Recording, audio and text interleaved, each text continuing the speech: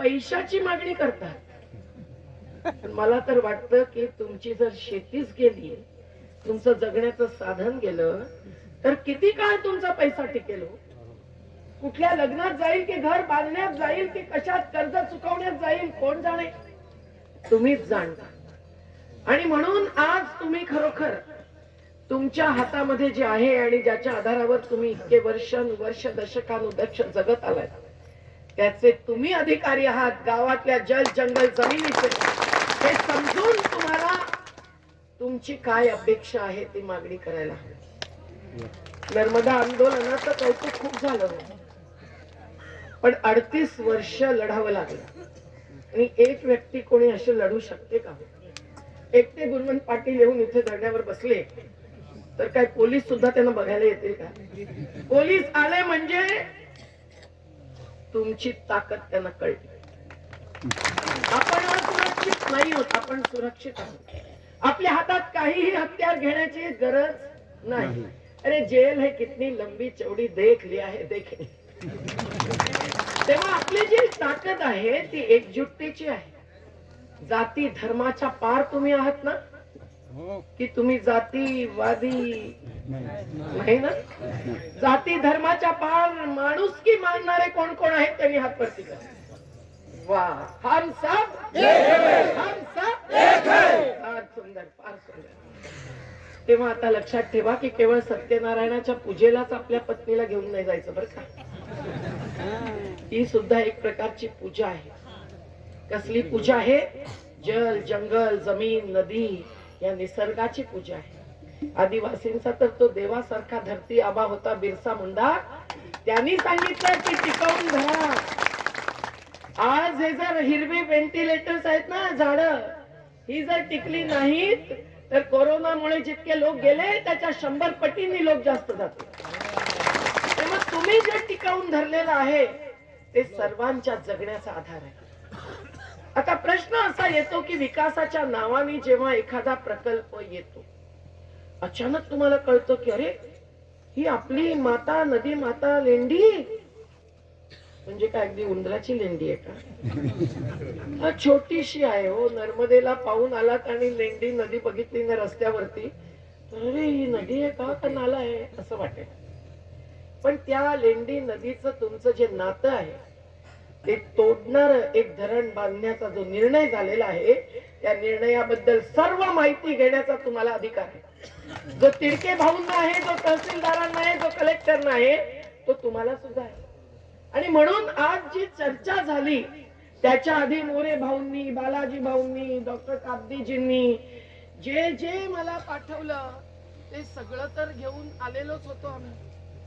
मी काल आमची कोर्टाची केस लढली आणि कशी बशी 1 तास बस थांबवून बसमध्ये चढली आणि त्या सगळ्या बसमध्ये चढून हे जे वाचत आलो त्याच्या पलीकडे आज हे सांगायलाच हवं तुम्हाला की ज्या प्रकारे कलेक्टरांच्या ऑफिस मध्ये हे सगळं अधिकृत माहितीचं पुस्तक पत्रक सगळं खुलेपणाने पारदर्शितेने आम्हाला दिलं गेलं, याचं कौतुक करावं तितकं थोडं आहे.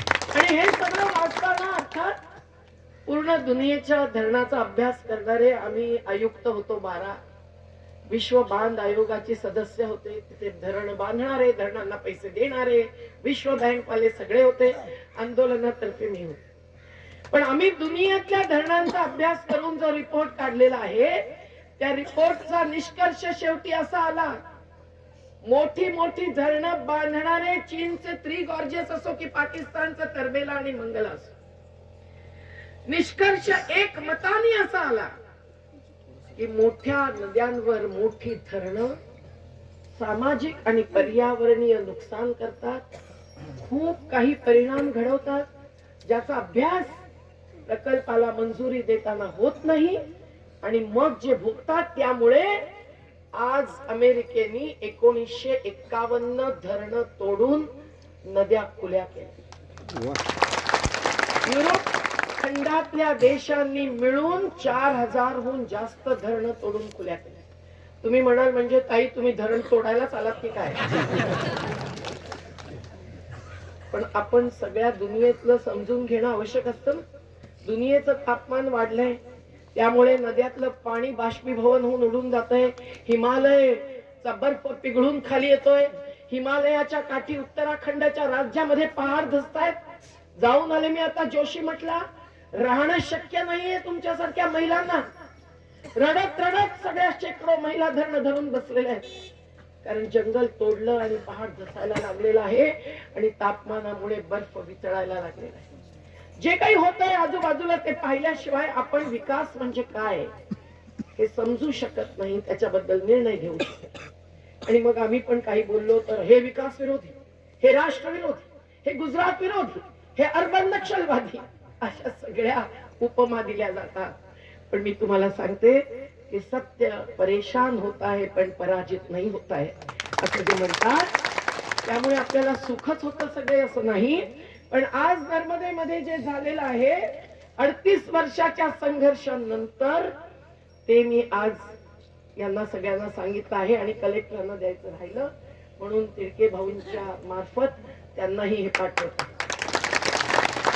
आज तुम्हाला सांगते की 50,000 कुटुंबांचं पुनर्वसन झाल्यानंतर हजारो घरं ध्वस्त झाली.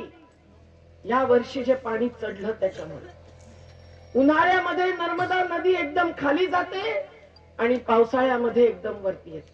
दुष्काळ आणि पुराचं हे चक्र आज देशातल्या सगळ्या नद्यांमध्ये आहे. म्हणून ब्रह्मपुत्रेच्या काठची असो की केरळ मधल्या पेरियारच्या काठची असो, इडुकीच्या काठची असो की गोदावरीच्या काठची असो, एकेका ठिकाणी जे लोक भुगतायत ते सगळं समजून घेण्यासारखं आहे. निसर्गाशी खेळ हा खेळता कामा नये. म्हणून आज हे जे धरण पुढे गेलेलं आहे त्या धरणाची सगळी माहिती घेणं हे सुद्धा तुम्हाला आवश्यक आहे की नाही? आहे की नाही? मग आता आम्ही जेवढी माहिती दिली गेलेली आहे त्याबद्दल आभार मानून आम्ही या धरणाला मिळालेली मंजुरी पत्र पाहू इच्छितो. सगळ्यात पहिला रिपोर्ट तयार होतो, डिटेल्ड प्रोजेक्ट रिपोर्ट DPR, त्याची आम्ही कॉपी मागतोय.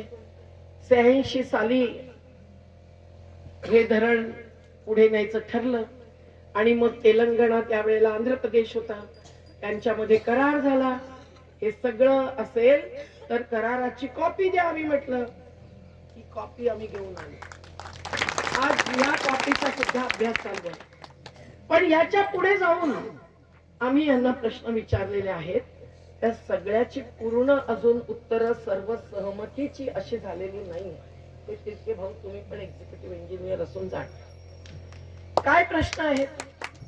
लेव्हल्स, पाणी किती चढणार याच्या लेव्हल्स चुकीच्या लावल्या गेल्या, म्हणून आज नर्मदेमध्ये जवळजवळ 15,000 घरं विस्थापित झाली, ध्वस्त झाली. आतलं पीक वाहून गेलं, चारा वाहून गेला, रात्रभरामध्ये पाणी चढलं. नशीब की 7 वाजता संध्याकाळी चढणं सुरू झालं, नाही तर झोपेतच माणसं बुडून गेली असती. पण हे का झालं? एवढ्यासाठी झालं की त्या लेव्हल्सच्या आधी लावल्या गेलेल्या होत्या त्या बदलून सरकारने खाली आणल्या आणि 16,000 कुटुंबांना तुम्ही बुडीत नाही, तुम्हाला पुनर्वसनाची काही गरज नाही असं म्हणून बाहेर केलं. आणि ते बुडीत या वर्षी आलं. आणि ज्या वेळेला गेट खोलायचे होते, गेट कशाला ठेवतात? नुसती भिंतच बांधली असते की हो धरणाची. गेट एवढ्यासाठी ठेवतात की ज्या वेळेला पुरासारखं पाणी येईल, आणि नर्मदेमध्ये तर वरतीच अजून 10 धरणं आहेत मोठी मोठी, तेव्हा एकातून दुसरं, दुसऱ्यातून तिसरं सगळं पाणी येतं, उपनद्यातून पाणी येतं, कुठून किती पाणी. आणि असं झालं. आणि हे आता दरवर्षी काय 2-2 वर्षामध्ये तर येतच आहे. म्हणून कोल्हापूर बुडतं, सांगली बुडतं, रायगड बुडतं, चिपळूण बुडतं. तुम्हाला ऐकलंय? या सगळ्याचे रिपोर्ट्स बनवून आम्ही ह्या वर्षी ते पूर रोखलेलं आहे. परंतु हे ज्या वेळेला होतं त्या वेळेला गेट उघडावी लागतात. पण सरदार सरोवरचे गेट पंतप्रधानांचा जन्मदिवस दुसऱ्या दिवशी साजरा करण्यासाठी त्यांनी उघडली नाहीत. आणि ज्या वेळेला दुसऱ्या दिवशी उशिरा उघडली तोपर्यंत 100वरती गावं बुडवली होती. ध्वस्त झालं होतं सगळं. माणसंही काही गेली, हजारो मवेशी ढोरं गेली. आणि ध्वस्त झालेल्या घरांना शेवटी आम्ही सगळीकडे रस्ते चक्का जाम करून राहत तर दिली, पण अजून पुनर्वास देण्यासाठी संघर्ष चालू आहे. पण ज्या वेळेला ती गेट्स उघडली, त्यावेळेला जे पाणी खाली गेलं गुजरात मध्ये, हे धरण खाली गुजरात, त्यावेळेला गुजरात मधल्या शहरातली हजारो घरं ध्वस्त झाली. भरूच आणि अंकलेश्वरची जे सगळे आता भेटायला आले होते, त्या सगळ्यांना आता कळलेलं आहे की नर्मदा बचाव आंदोलनाच्याच बरोबर आपण लढल्याशिवाय गत्यंतर नाही. आणि कच्छ आणि सौराष्ट्राचे लोक आले, ज्यांच्यासाठी धरण बांधलं गेलं. इथेही काही लाभार्थी म्हणणारे आले असतील, जे देगलूरला पण आम्हाला भेटले. घाबरले असतील, अहो आमच्या आणखीन जमिनी घेणार विस्थापितांना देण्यासाठी. घाबरू नका, आम्ही तुमचं सुद्धा लाभाचं बोलतोय की कच्छला पाणी मिळणार होतं म्हणून एवढं मोठं धरण बांधलं एवढ्या मोठ्या नदीवरती. आणि किती गावं बुडीतात आली तुमची? 12 गावठाण आणि 7 इतर गावं लेंडी प्रकल्पामध्ये, ज्यांच्या केवळ जमिनी जात आहेत, घर नाही जात. पण नुसत्या जमिनी काय, 1% सुद्धा कुठलीही संपत्ती बुडीतात आली असेल तर त्याला विस्थापिताचा दर्जा दिलाच पाहिजे. हे कायदेशीर कार्य आम्ही कलेक्टरांच्या पुढे मांडून आलोय आणि त्यांनाही ते मंजूरच दिसत. पण नर्मदेच्या एका धरणामध्ये 245 गावं बुडतात, विचार करा. आणि अशा प्रकारचं धरण बांधलं कच्छच्या शेतकऱ्यांसाठी, आणि कच्छला एकाही शेतकऱ्याला पाणी न देता तिथल्या मोठमोठ्या कंपन्यांना, ज्यांचं एकाचं नाव मी घेतलं, पण ए पासून सुरुवात केलं तर झेड पर्यंत जावं लागतं, आणि मोठमोठ्या काही शहरांना पाणी दिलं. तेव्हा अशी मोठमोठी धरणं खूप काही दावा करतात विकासाची, पण खरोखर कुणाचा फायदा होतो आणि कुणाचा नुकसान, याचा विचार करूनच शेवटी आज सगळीकडे लोक खूप प्रश्न उठवतायत, विरोध करतात. तुम्ही फार समंजस्य दाखवलेला आहे की धरणाला आमचा विरोध नाही, पण निदान आमचं आयुष्य तुम्ही सुरक्षित करा. बरोबर आहे ना? विस्थापितांचं जर आयुष्य सुरक्षित केलं नाही तर पुनर्वसन हा शब्द उच्चारता येणार नाही. पुनर्वसन म्हणजे आपण देवाची मूर्ती इथून तिथे प्रस्थापित करतो, प्रतिष्ठापना करतो, तसं नसतं. पुनर्वसन म्हणजे तुम्ही आज ज्या आधारावर जगताय त्यापेक्षा चांगलं जीवन तुम्हाला मिळावं, आज जे मांडलं गेलं ते, ही व्याख्या आहे पुनर्वसन. ही अगदी ह्या 2013 मधला जो कायदा झाला, ज्याच्यामध्ये आम्ही जीव पूर्ण ओतला, दिवस रात्र दिल्लीच्या मंत्रालयामध्ये बसून, कारण त्यावेळचं सरकार हे संवाद करणार होतं, जसे कलेक्टर आहेत तसे मंत्री होते तिथे. याच्यामध्ये म्हटलेलं आहे की याचा उद्देश काय आहे. या कायद्याचा उद्देश आहे की इंग्रजांच्या पासून जो 1894 चा कायदा चालू होता, ज्याच्यामध्ये बदल केवळ 1984 मध्ये झाला, त्या कायद्यामध्ये केवळ पैसा फेको तमाशा देखो हेच होत. इंग्रजांनी कधी पैशाशिवाय काही विचार केला नाही. आज व्हॉट्सअपवर कुणाकुणाचं गीत तुम्ही ऐकत असाल, पैसा बोलता है, पैसा बोलता है. आज अनेक तरुणांना असं वाटतं की अरे पैसा आला की बस शेती काय करायची, मी एक बोलेरो खरेदी करेन. आणि बोलेरोचा ऍक्सिडेंट झाला की असं वाटतं अरे शेतीच करत असतो तर बरं झालं. आणि कोरोनामध्ये उद्योग बंद झाले तेव्हा मुलं परत आपल्या आई वडिलांच्या शेतीवर आली. हे देशातलं आजचं चित्र आहे. तेव्हा अशा प्रकारचा कायदा आहे म्हणूनच नव्हे तर घटनेमध्ये बाबासाहेबांनी आणि सर्वांनी मिळून जो जगण्याचा अधिकार दिलेला आहे, त्या जगण्याच्या अधिकारासाठी केवळ एक छप्पर नको आहे, केवळ पिण्याचं पाणी नको आहे, एक जगण्याचं साधन हवं आहे, ज्याच्यामध्ये पाणी आहे, शेती आहे, रोजगार आहे ना, आवास आहे, सर्व मूलभूत सुविधा पण आहे. तेव्हा पुनर्वास म्हणजे केवळ या गावातून तुम्ही चला तिथे बसा असं स्थलांतर नाही. नाहीतर तुम्ही पण ते स्थलांतरित मजूर 1700 किलोमीटर चालत गेले ना लॉकडाऊन मध्ये, त्यांना थांबवण्यासाठी आम्हाला उपोषणच करावं लागलं आणि मग एसटी सुरू झाल्या. असं स्थलांतरित करून तुम्ही मजूर बनणार हे शक्य नाही. तुम्ही मालक आहात आणि तुमचा अधिकार आहे संपूर्ण पुनर्वसन घेण्याचा, ते तुम्ही समजूनच हा संघर्ष करताय. म्हणून तुम्हाला सलाम. आज पुनर्वसन कुठल्या आधारावर करायचं, याच्यासाठी कायदे कुठले लावायचे? हा जो कायदा आहे तो भूसंपादनाचा कायदा आहे 1894चा 1984 पर्यंत. पुनर्वसनाचा कायदा कुठला आहे त्याच्याबद्दलच आज आम्ही मुद्दा चालू केला. 1894 पासून कायदा होतच नव्हता, म्हणून आम्हाला खूप लढावं लागलं. नर्मदा पासून नंदीग्राम पर्यंत मंगालची लढाई ही कशी कशी झाली आता सांगत असते. पण हा महाराष्ट्राचा कायदा सुद्धा इथल्या संघटनांच्या लढतीतून निर्माण झाला 1976 मध्ये. आणि नंतर 1999 पर्यंत याच्यामध्ये काही बदल झाले. आणि हा कायदा जो आहे, तुम्हा तरुण मुलांना मी आवाहन करते की तुम्ही यातलं एक एक वाक्य वाचा, समजून घ्या. तुम्ही व्हॉट्सअप पाहता म्हणजे व्हॉट्सअप, व्हॉट्स डाऊन पहा, धरातळावरती काय आहे ते पहा. आणि कायदा हा संविधानाच्या आधारावर असतो, म्हणून या कायद्याचा अभ्यास करा.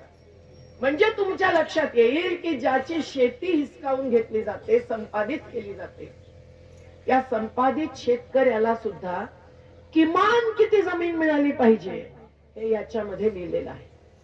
आणि हाच कायदा आहे जो सांगतो की ज्या वेळेला एकांची जमीन घेऊन दुसऱ्यांना लाभ देण्यासाठी म्हणून प्रकल्प उभा राहतो, त्यावेळेला त्या प्रकल्पग्रस्तांना म्हणजे तुम्हा सर्वांना लाभार्थी जे क्षेत्र असतं त्यातली सगळी जमीन हिसकावून घेऊन नाही, त्यांनाही भूमिहीन करायचं नाही, त्यांचंही जीवन उद्ध्वस्त करायचं नाही, पण त्यांची इतकी जमीन असेल तर त्यातली इतकी घ्यायची आणि ती विस्थापिताला द्यायची. याचा सर्वाचा हिशोब आहे, या सर्वाचा तक्ता आहे. तुम्ही किती जणांनी हा कायदा पाहिलेला आहे, वाचलेला आहे? हात वरती करा बघू. तुम्ही रोज इथे साखळी उपोषणाला बसता आहात, तर गुणवंतरावांनी जे सांगितलं ते अगदी खरं आहे.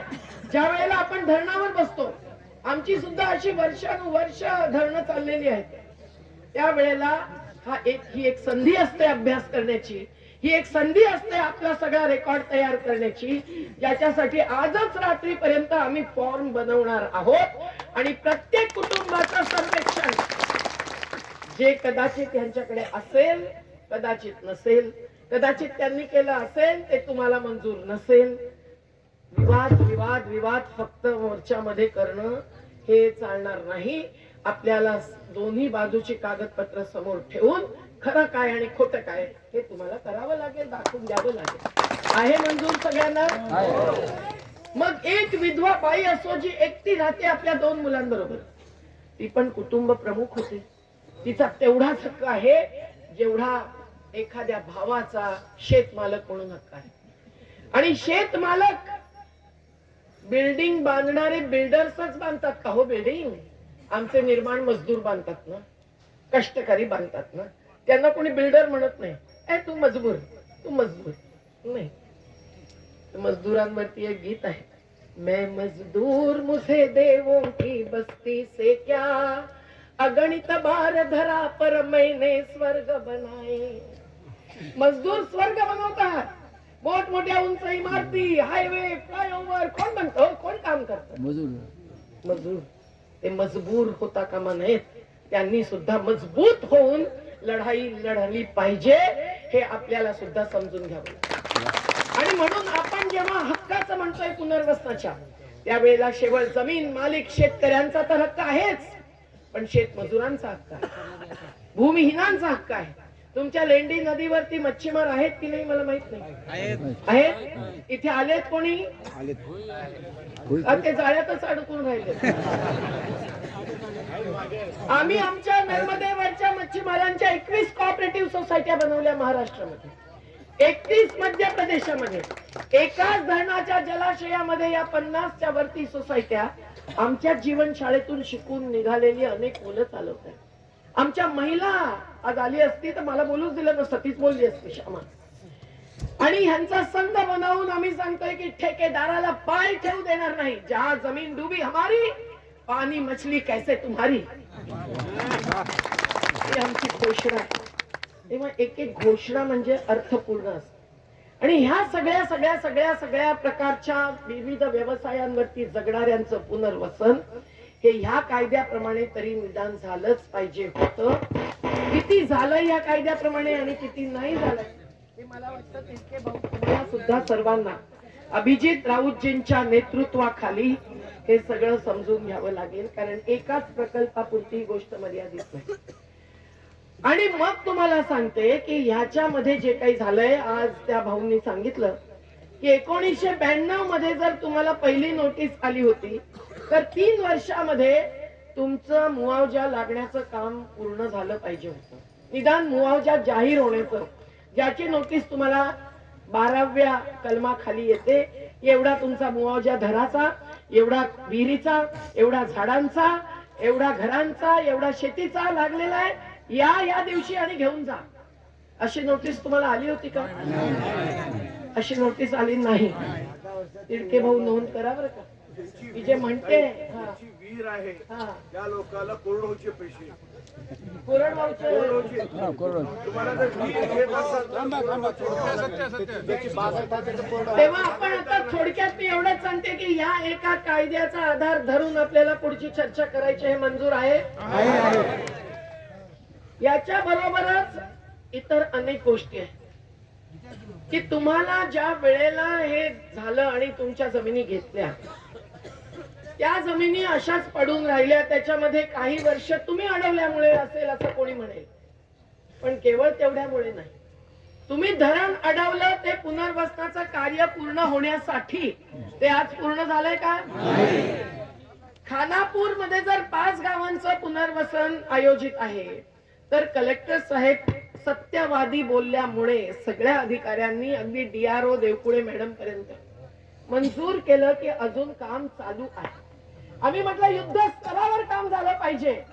इस्रायल आणि पॅलेस्टाईन सारखं काही इथे युद्ध चाललंय का सरकार आणि जनतेमध्ये? तेव्हा तुम्हाला जर धरण पुढे न्यायचं असेल तर तुम्ही पुनर्वसन सुद्धा फार वेगाने केलं पाहिजे.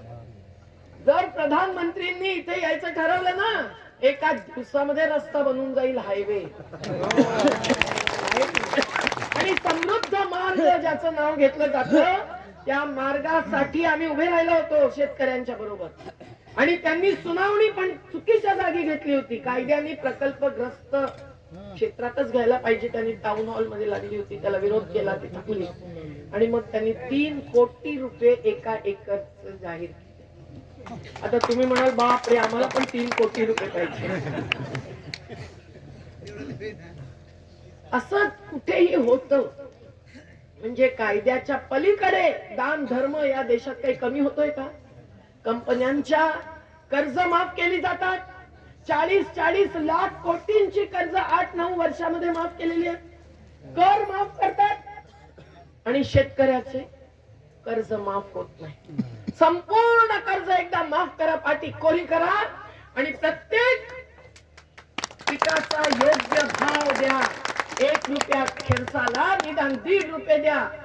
मी आताच सकाळपासून सांगत आले काब्दे सरांना सुद्धा, त्यांच्या कॉलेजमध्ये कार्यक्रम होता तेव्हा, की बाबा ही जी बाटली आहे ना ती आणावं, काही बाटली आणा, यातलं का पाणी पित नाही आम्ही, अगदीच मजबूर झालं तर एखाद्या दिवशी प्यायचं. हे 55 पैसे लिटरनी कंपन्या पाणी विकत घेतात सरकारकडून, आणि किती रुपया लिटरचं पाणी विकतात? 1 बाटली. तेव्हा किती पटीने भाव मिळतो आणि किती पटींनी फायदा घेतात हे विचार करा. एकेका वस्तूचा जी कारखान्यात तयार होते आणि जी खुनातून घामातून रक्त गाळून तयार होते ती फसल त्यांनी लोकांची पोट भरतात. गरीब गरीब स्टेशनवर आता गेलं ना की रेल्वे स्टेशनवर बघवत नाही बाजूला कसे पडलेले असतात. आमच्या गरीब वस्त्यांमध्ये 5 किलो घेतलेल्या महिला सुद्धा तडपत असतात की नाही. 5 किलो किती दिवस पुरतात? 8 दिवस 10 दिवस. त्याच्याबरोबर तेल नाही, आणि आज दारू सस्ती है, तेल महंगा है. वारे सरकार तेरा खेल, सस्ती दारू महंगा तेल. अशा परिस्थितीमध्ये खरोखर कशावरती पैसे घातले जातात आणि कशावर घातले जात नाहीत. शेतकऱ्यांना जो अधिकाराने भाव मिळाला पाहिजे त्याच्यासाठी आपली सगळ्या शेतकऱ्यांची लढाई देशभरात चालू आहे, याच्याबद्दल तुम्हालाही आम्ही आश्वासित करतो. पण आज पुनर्वसनाचं हे सगळं कार्य करत असताना तुम्ही ज्या ज्या मागण्या करतायत त्या एक प्रकारे नर्मदेमध्ये मंजूर झालेल्या मागण्या आहेत. तुमचा कायदा ज्या नर्मदेतल्या सरदार सरोवर धरणासाठी तो पण आंतरराज्य प्रकल्प, लेंडी पण आंतरराज्य प्रकल्प. आज तेलंगणाचेही अधिकारी येऊन बसलेले होते. ते घाबरत होते, ऐकत होते. त्यांनी पत्र दिलंय की तुम्ही धरण पुढे जाऊ देत नाही आहात महाराष्ट्रवाले, तर मग आम्ही कशाला तुम्हाला आता पैसे देत राहायचं. आम्ही दिले तितके दिले. तेव्हा सगळ्यांना सांगावं लागलं की अहो, धरण थांबवणार नाही आहेत कायमचं, पण तुम्ही लक्षात ठेवा की तुमचे पैसे कुठल्या कामासाठी येत आहेत. आणि आम्ही विचारलं की पुनर्वसनासाठी पैसे आहेत की नाही. सगळ्या अधिकाऱ्यांनी सांगितलं हो, फंड आहे. मग खानापूरच असो की इतर असो, हे काम अत्यंत गतिमानतेने चालत आहे.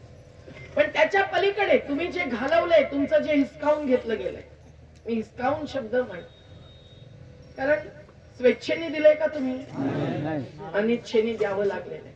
एक नोटीस द्यायची आणि काढून घ्यायचं. मी तर म्हणेन की त्यावेळेला ब्रिटिशांचा खजाना लुटणारे आंदोलनकारी होते की नाही स्वातंत्र्य चळवळीत, कंट्या मामा होता आदिवासी. तो ब्रिटिशांचे खजाने लुटायचा आणि कंट्या बिल सगळ्या गरिबांना वाटायचा. आज तो असताना तर अडाणी अंबानींना लुटून त्यांनी गरिबांना वाटून दिला. पण आज असं कोणी नाहीये ना. पण निदान आपला अधिकार तर तुम्हाला मिळाला पाहिजे. आणि म्हणून आता तुम्ही जी मागणी करता आहात त्याच्याबद्दल पुढची चर्चा होणं आवश्यक आहे. हे कलेक्टरांनीही मान्य केलेलं आहे. त्याबद्दल त्यांना धन्यवाद. तुम्ही मागणी करताय 30 लाख रुपये हेक्टरची. जी बरोबर हेक्टर बोला, आम्हाला नर्मदेत सुद्धा 30 लाख रुपये हेक्टर सुप्रीम कोर्टाने मंजूर केले. आधी 5.5 लाख रुपये 2 हेक्टरना देत होते, आता 60 लाख रुपये 2 हेक्टरचे सुप्रीम कोर्टाने मंजूर केले. पण कुणाला मिळाले ते? ज्यांनी पैशाला हात लावला नव्हता त्यांना. आता तुमचा असा प्रश्न आहे की तुम्ही मुआवजा घेतलात आणि हायकोर्टापर्यंत 40% वाढ मिळाली, मग तो तुम्ही घेतलात. हे सगळं जे झालेलं आहे त्याचा एकत्रित विचार करून तरी सुद्धा काय मिळू शकतं याचा एकत्रित संवाद करून निर्णय घेणं हेच तुमचं आता कर्तव्य आहे. बरोबर आहे. आणि कुटुंब कोणाला मानायचं? आज मी तुम्हाला म्हटलं की ज्यांच्या केवळ जमिनी जात आहेत ते सुद्धा विस्थापितच. घर गेलं तरच विस्थापित असं नाही, बाधित शब्द वापरा पाहिजे तर. पण ज्याचा केवळ विहीर जाते, ज्याची केवळ झाडं जात आहेत, ज्याचं केवळ शेत जात आहे, तो सुद्धा बाधित आहे कायद्याच्या व्याख्येप्रमाणे. आणि म्हणून हा कायदा आणि हा कायदा या दोन्ही कायद्यांच्या आधारावरती आता आपल्याला मागण्या करायच्या आहेत. तुम्ही केलेल्या आहेत, त्याच्यावर चर्चा करून घ्यायची आणि निर्णय करायचा. मंजूर आहे? आणखीन मी याच्या खोलात जात नाही.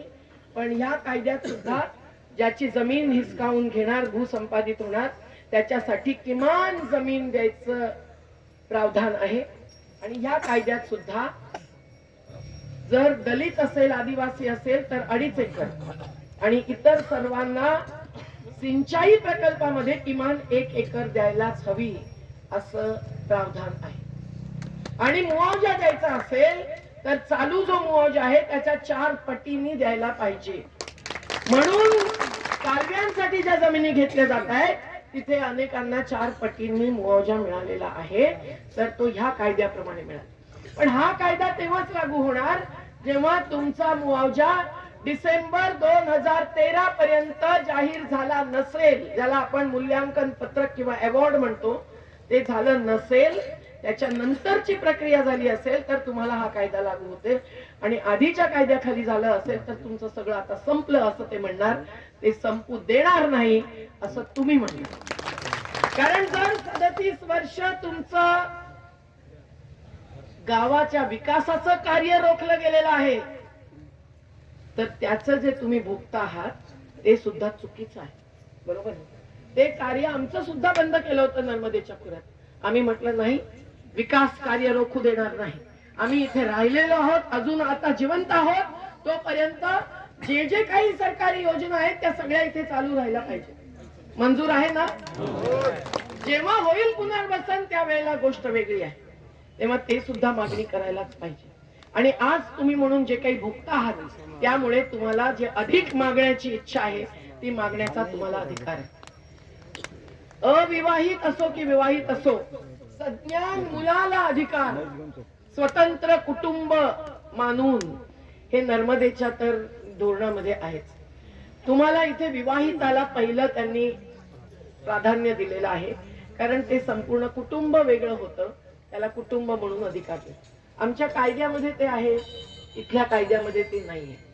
पण आम्ही अविवाहित मुलगी 18 वर्षाची ज्या वेळेला पहिली नोटीस दिली त्यावेळची, नंतर तिचं लग्न झालं असलं तरी तिला सुद्धा स्वतंत्र कुटुंबाचा हक्क मिळतो.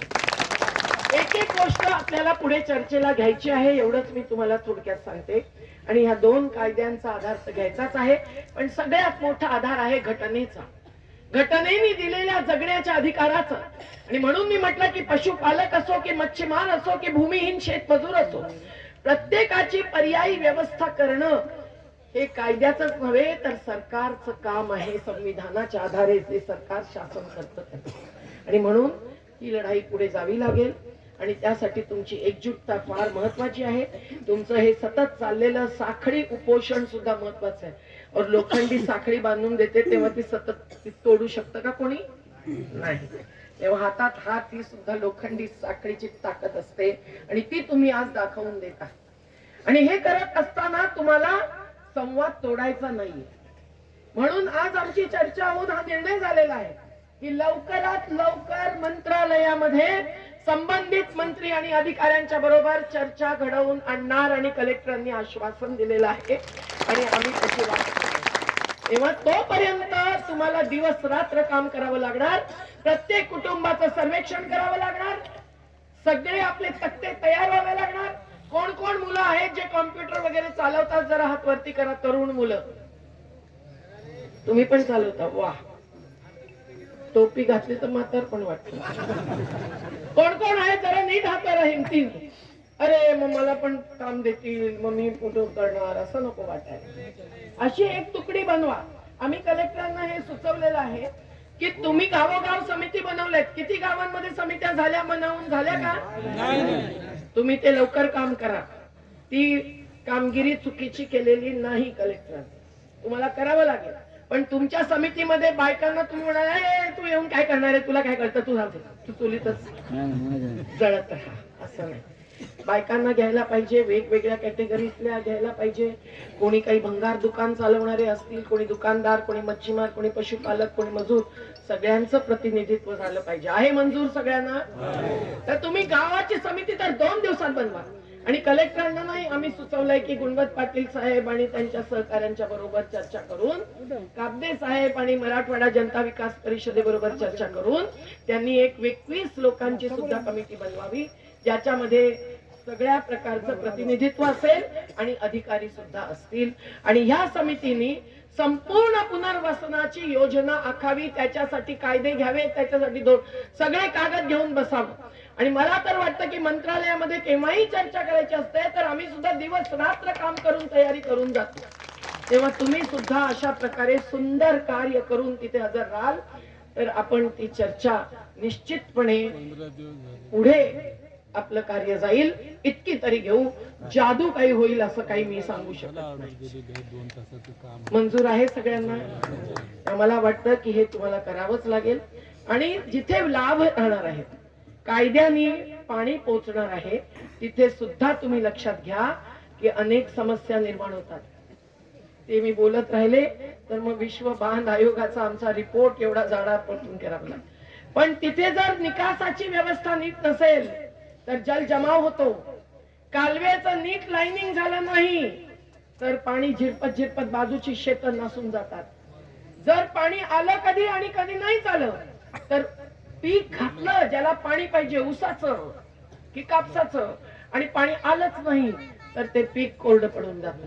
आणि लोकांनी मग तोपर्यंत ज्वारी, बाजरी, मका सोडून दिलेला असतो आणि त्याच्या ऐवजी आपण आता नगद पिकं घेऊया असं म्हणून आपला पॅटर्न बदललेला असतो आणि मग ते फसतात. अशी कितीतरी गोष्टी आहेत ज्या मोठ्या धरणांच्या कालव्याच्या क्षेत्रामध्ये एक कॅनॉल निघतो तो तेलंगणाला जाणार, एक कॅनॉल आपल्या महाराष्ट्रात जाणार, त्यातून 15,000 हेक्टर सिंचन होणार असं दाखवलेलं आहे. 15,000 पैकी 11,000 हेक्टर हे या कालव्यातून होणार आणि बाकीचं भूजलाच्या भरणातून होणार. तुम्ही मला सांगा, आपापल्या शेतामध्ये शेततळ बांधलं तर शेतात जेवढं पाणी पडतं त्याचं भूजलन तुमच्याच शेताच्या खालच्या भूजलामध्ये होईल आणि ती तुमचीच संपत्ती राहील. पण हे शेतकरी करत नाहीत आणि दुरून कुठून तरी पाणी माझ्या शेतात येईल, माझ्या घरात येईल, हर घर हर जल हर नल असं आम्ही योजना घेऊ असं मानतात, ते सुद्धा चुकीचं आहे.